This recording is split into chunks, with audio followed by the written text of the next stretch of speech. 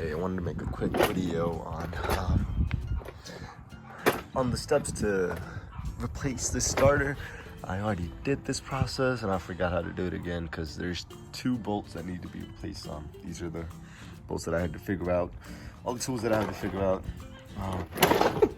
in order to replace it. But it's pretty much, your starter's located on the passenger side,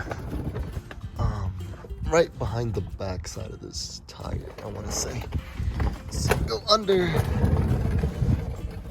and then you see the cat right there, and it's right on top of the cat right there. You see the wires in the way right there, you see that?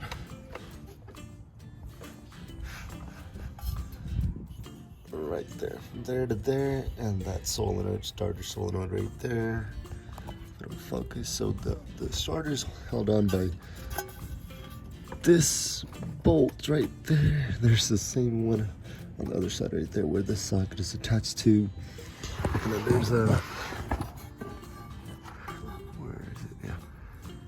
So there's a wire right there that connects to that little, there's this clip right there that connects to the solenoid, and there's this connection on the solenoid too.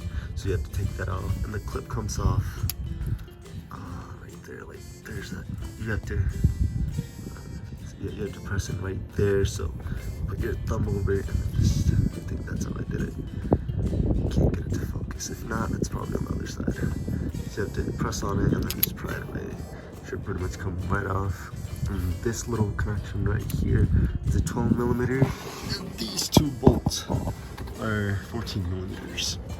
So those 2, this bottom one is really easy, but the upper one is the one that you're gonna have, like, you're gonna go through hell to get that loose, unless you have like some kind of sorcery, some kind of special ratchet. You know, also, like, this is a weird angle that I got going on right here, so this is the perfect, like, luckily this is the perfect length needed, because if I were to have like a tiny bit, like half an inch longer, it wouldn't work, and half an inch shorter, it wouldn't work.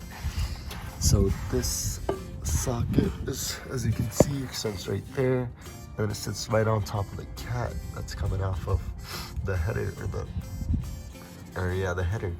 And there's a small, tiny little gap. You can see how much I'm working with. So pretty much there's that much. See, there's just one click. So luckily, I think that's how, I forgot how I did it last time, but it works this time. So, you know, it's good to get me going.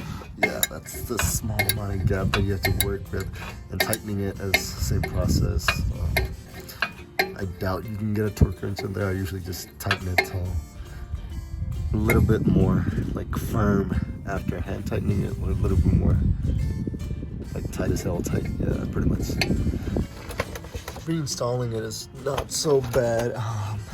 Just kind of maneuver it in there, and you know, twist it around, and then just place it like this, where it's pointing that way.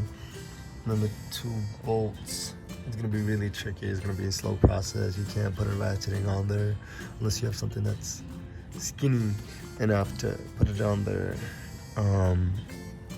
But yeah, the 2 bolts, they're 20 to 25 foot-pounds. And that little thing, it didn't say any foot-pounds on there, so I guess like tight enough, I guess. Not tight enough, but like, you know, tighten as much as you would like your battery terminal, essentially. And the way I did it, I believe the way it is there's a lock washer right there, and the nut.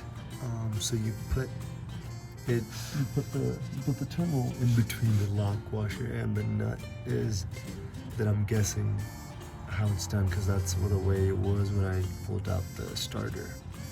So yeah, that's pretty much it. Just one of the easier process. The only tricky process is getting the bolt out. It's in a tricky place, kind of wedged in there and stuff. But yeah, that's pretty much it. But yeah, that's the process. There are like steps involved on how to replace the starter on a Montero Gen 2.